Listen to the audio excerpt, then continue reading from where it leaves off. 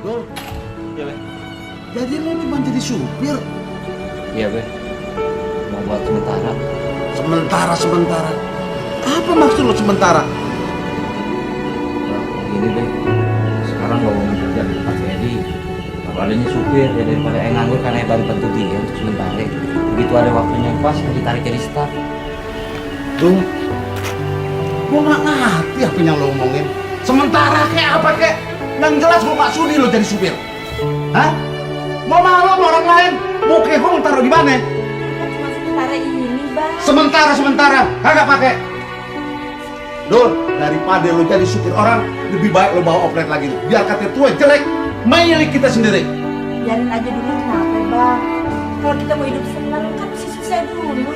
Kagak pakai susah-susah. Udah lama jadi orang susah. Dul,